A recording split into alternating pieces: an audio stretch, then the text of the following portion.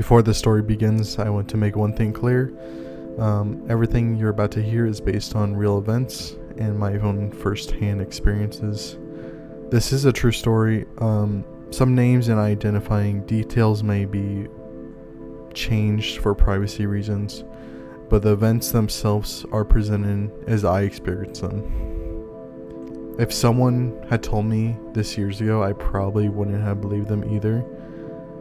But everything I'm about to share is based on real accounts, real conversations, and the evidence I was able to preserve.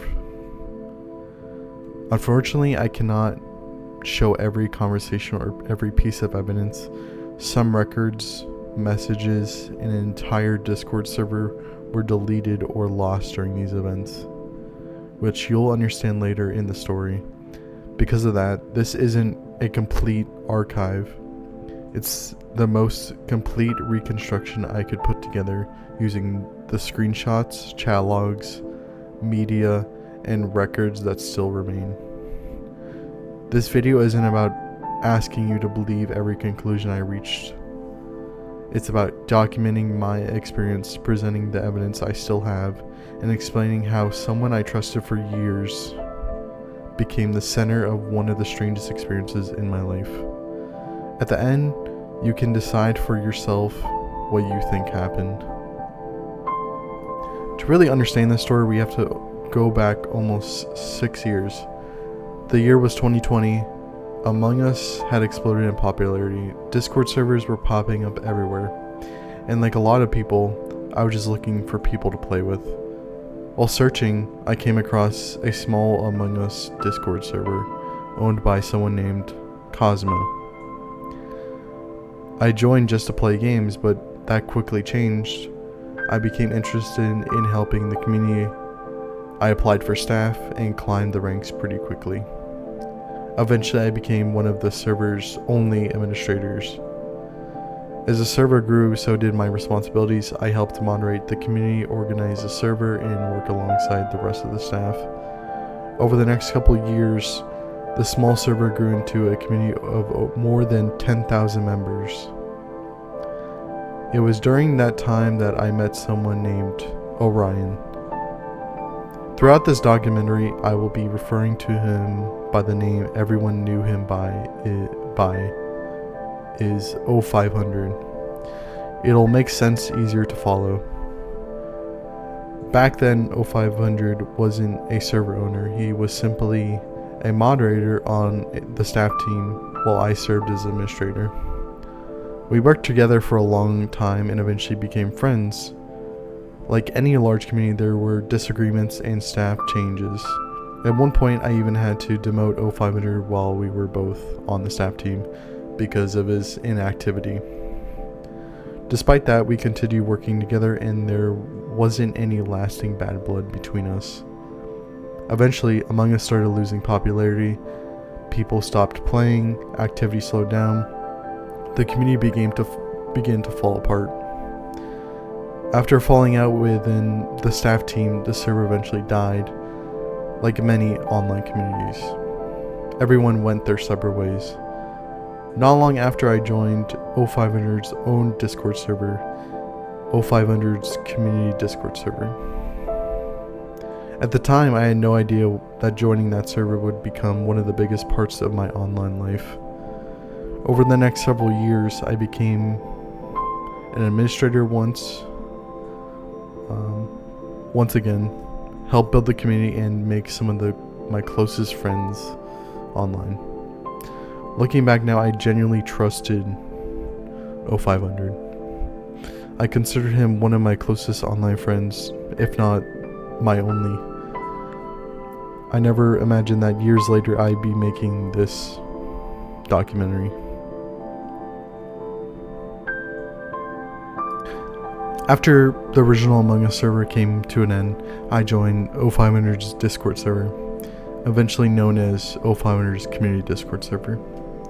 At first, it was just another small Discord server. I had no expectations. I was simply looking for another community to be a part of. I think when I joined, it was around 500 members. At the end of when I left, it was 2,000 members. As time went on, I became more involved. I started helping whenever I could. Eventually, I joined the staff team. Not long after, I climbed the ranks once again and became one of the server's only administrators. Being an administrator wasn't just about monitoring chats or banning people. There was always something that needed to be done, whether it was organizing channels, setting up permissions, managing bots, helping other staff members, or improving the overall experience of the server. I spent countless hours configuring Discord bots, building systems, building my own Discord bot, organizing channels, creating permissions, and making the server feel polished and professional as the best I could. One of my biggest contributions was graphic design. I designed the server logo, event logos, graphics, announcements, helped with tournaments, promoting on other Discord websites. If the server needed artwork, I usually volunteered to make it. I wouldn't charge a dime. I wasn't doing it for money, I simply cared about the community. I wanted to look as good as it possibly could. At the time, I was even considered going to college for graphics design. The server gave me a place to practice those skills while helping build something I genuinely believed in. Looking back, I spent hundreds, maybe even thousands of hours helping build that community. It wasn't just another Discord server anymore, it had become part of my daily life. This is where I met some of my closest online friends, people like Accipiter, Lemur, Dusk, Adder, Inferno, and many others. We played games together, talked almost every day, ran events, solved problems, stayed up late hanging out in voice chat. For a while, everything felt normal. Looking back now, some of my favorite memories online came from this community. I trusted O500. I respected him, and I considered him one of my closest online friends. If someone had told me back then that I one day making this documentary about everything that happened, I would have literally laughed. Because at that point, I still believed everything was okay. For the first couple of years, everything felt normal.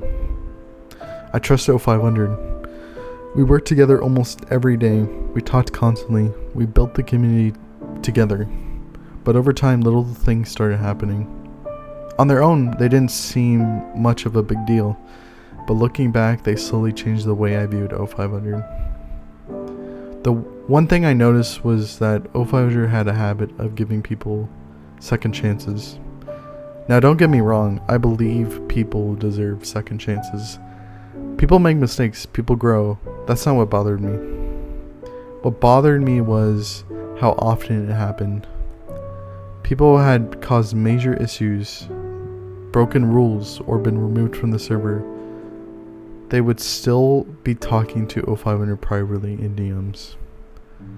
I never knew what those conversations were about. He never shared them with me. He wouldn't show me screenshots with them at all. At first, I didn't think much of it. I assumed he was simply trying to help people. But it became a pattern.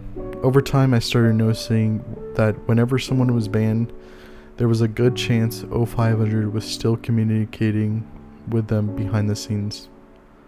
Not every time though, but often enough that I started questioning it. One situation especially stood out to me. A staff member had been removed after racist behavior. At the time, I believed everyone, including O500, supported that decision fully.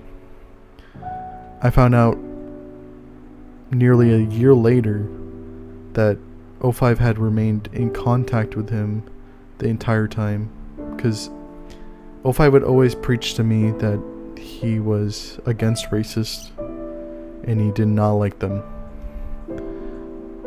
It really surprised me because from my perspective, I thought we had all moved on from that situation. Finding out that they had stayed in contact made me question how many other conversations were happening that none of us knew about. Around the same period, I had my own disagreement with O500. I believed he may have been boosted in League of Legends on his account, so I confronted him. He denied it. The conversation became really heated. Shortly after, I was removed from the staff team. Less than 24 hours later, I apologized. Looking back, I think I apologized because I had invested so much into the community that I didn't care anymore. I didn't want to lose everything I had helped build. The situation eventually faded away. We stopped talking about it, and I became part of the staff team again. To this day, I never personally felt like I got a complete explanation if he was boosting his league account. After that, life returned to normal. We kept building the community. We kept playing games, and I convinced myself that maybe I had simply overthought everything. For a while, I believed that. Then on June 28th, 2026, I received a direct message from someone I have never spoken to before.